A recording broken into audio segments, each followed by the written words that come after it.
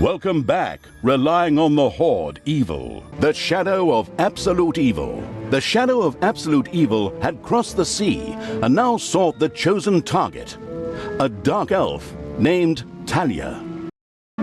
A long, long time ago, the absolute evil had, in the famous predecessor to this game, subjugated the known world and defeated good.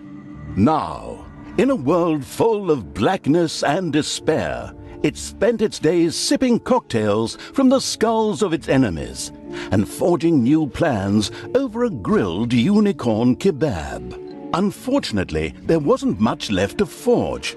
A few orc wedges, the occasional trick played on the little snots. There just wasn't anything left to conquer. As the weeks and months passed, the absolute evil grew ever more reticent and seclusive. From time to time, one could hear a slight murmur from the depressed evil's secret laboratory in the depths of the dungeon. Its creatures grew more worried with each passing day, and even started to miss its ingenious evil tricks. It was a somewhat confusing time for them. No beatings, no torture, and no being sent to a senseless death. On the other hand, it was a rather nice change. Eons passed, and the unicorn supply dwindled until suddenly, one wonderful day, the evil genius evil joyfully burst from its secret laboratory. It finally had a new goal. An unknown continent, as often found in sequels, lay to the east, sheltered from the wicked evil by naught but a puny little ocean. It immediately had a fleet built. This was so powerful that it covered the horizon from north to south and was manned by the best and most powerful creatures at the devious evil's command. The fleet set sail for the crossing to this new continent, left the harbor, and sank. Yet that mattered naught to the couldn't give a hoot about its minions evil. It instructed its goblins and little snots to design an even more powerful fleet. These new ships were gigantic. Loaded with devious evil's second-best creatures, the fleet set out. And that sank as well. The annoyed evil saved his relentless anger towards the shipbuilders for later. Obviously, it would have to take care of the matter itself. With a sigh, it cast a spell and created a shadow of itself, a creature of absolute darkness and evilness. This shadow flew across the water towards the east. There, it would find a vessel, a corruptible being that would subjugate this land in the name of evil, and the shadow had the perfect target in mind. The great paladin Tanos, hero of the totally Eastern Kingdoms and a repugnantly good fellow. He was visiting the fatiguing library in Tristram with his comrades to see his foster daughter Talia. Well now, Talia, tell me about your studies. Are you making progress with the writings of the ancient sages? Yes, dear father, I have thoroughly digested it and have come a step closer to the good. The desire within me to do evil is defeated. Really? Excellent! I am proud of you, my child. Continue to concentrate on your studies. I must go to Stormbreeze to clear up a few matters. I'll be back soon. In the meantime, my loyal friend Grimly will protect the country. Should anything trouble you, you can turn to him. Isn't that right, Grimly? Aye, of course, Tanos. I'll keep an eye on the damned elf. Your daughter. You can count on me. Then I'll see you soon, my friends. May the goddess watch over you, and the light burn eternally. Bon voyage, dear father. I'll make you so proud of me. Who does good is good. Yuck.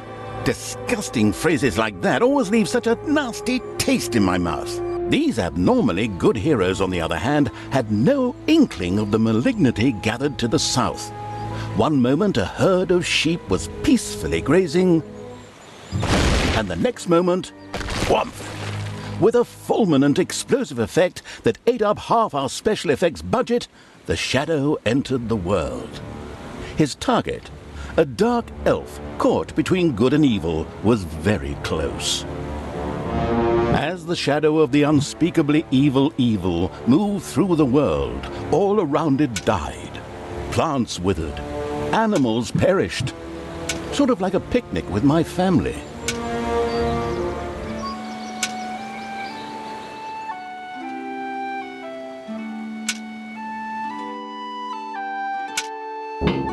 The shadow of the far-off evil found itself very, very close to Twistram.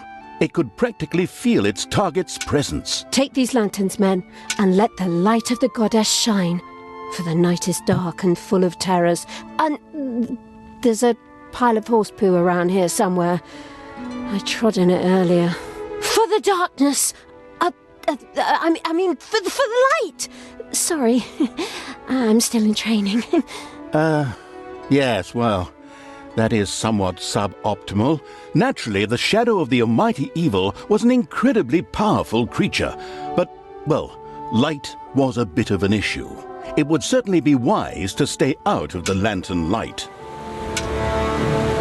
Lanterns! Lanterns everywhere! Lanterns! You'd think some nutcase hung them all over the place just to be irritating. I'm supposed to be the evil one here. Whatever. The shadow of the nestled cozily before the fireplace evil was extremely sensitive to light and would inevitably take damage from it. It was important to avoid light as much as possible.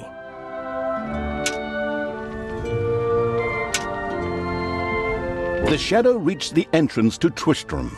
Fortunately, this one was not closed, but it was brightly lit. Luckily, there was an unfortunate guard on patrol that the shadow was able to possess, thanks to its incredible powers, as long as it wasn't in the light. The shadow of absolute evil melded with the guard and took control of his body. Thus, it was able to pass through the gate with ease. What was that? I think there was something wrong with our last beer. Unfortunately, the shadow's possession only lasted a short while before the guard was able to free himself. Still, it was long enough to get past the gate. The shadow's target was close, so close. Talia, the dark elf. Soon she would fight on the side of evil. May the goddess be with you, my friends. It will soon be time to open the orphanage in the fatiguing library. Come to the big square and join in the festivities. Well, I don't know. I had actually kind of planned to spend the evening in the bathhouse. Friends, this orphanage is very important to my father. Tanos, you know, the mighty paladin, the one you really don't want to offend. Yeah, all right, we'd love to come. Excellent! May the light of the goddess shine upon you, and let us experience this exhilarating spectacle in the big square together. Follow me, my friends, for evil, the light, I mean. Keep the light burning bright, for the night is dark and full of terriers or errors or something like that.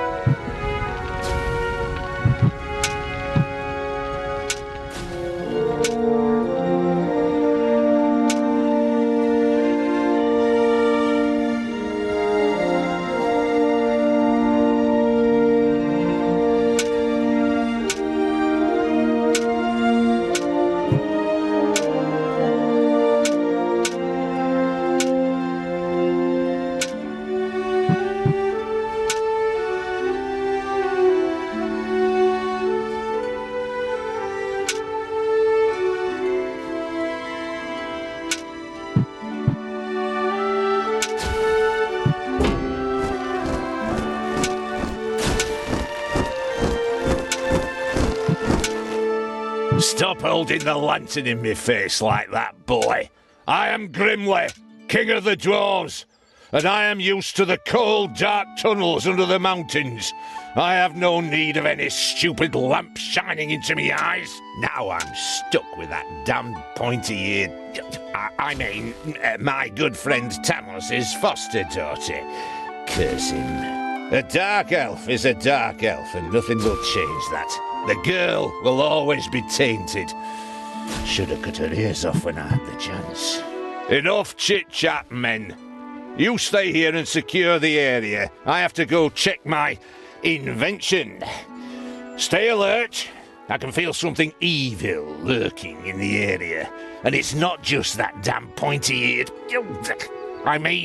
that elf. After this cliched monologue, Grimly disappeared into the darkness. The impatient evil shadow set off again.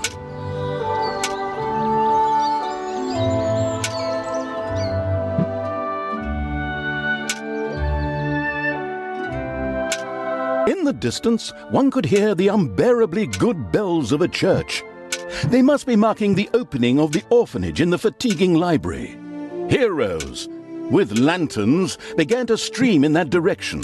The crossing on a red signal evil shadow swore, or would have if it had a mouth, and tried to avoid the lanterns as much as possible.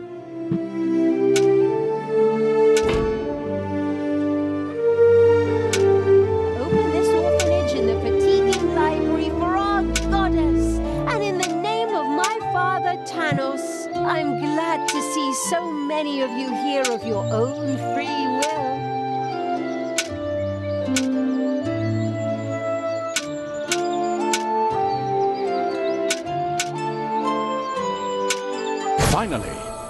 Finally, the time had come, and the shadow of the passes in the... My dear father would be very proud were he with us today.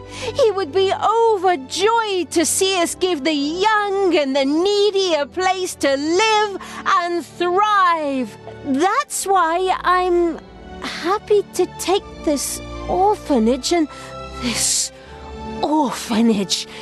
destroy it utterly, and all of you with it.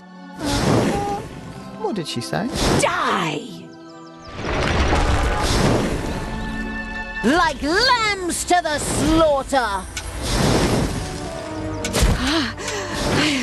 I feel the power within me. It's over 9,000! Unimagined powers surfaced in Talia. The black magic of the Dark Elves. She immediately began to unleash these powers of chaos upon the world. I'll tear you to pieces!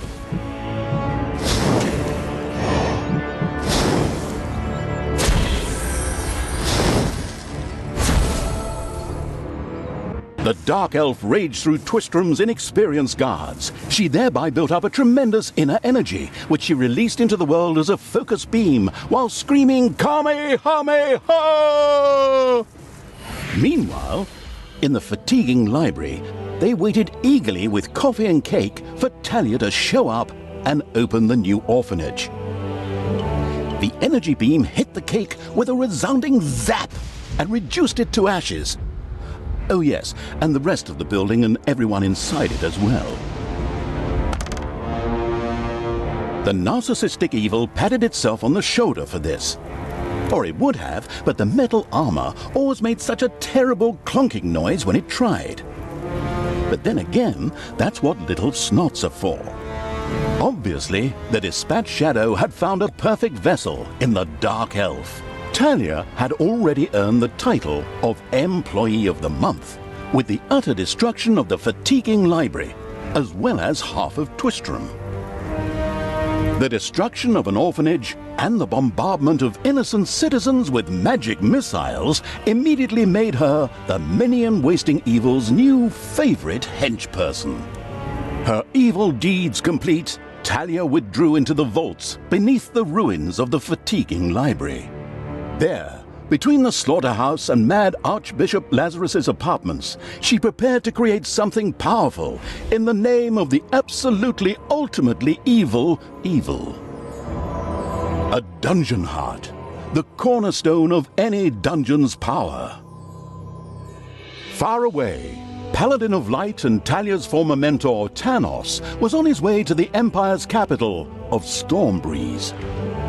Naive and trusting as he was whistling cheerfully to himself, with no inkling of his foster daughter's dark deeds. Though he was aware that as a dark elf, she always had a core of evil in her. He had hoped to defeat it through religious indoctrination with ancient mad writings. Well, old bean, you thought wrong.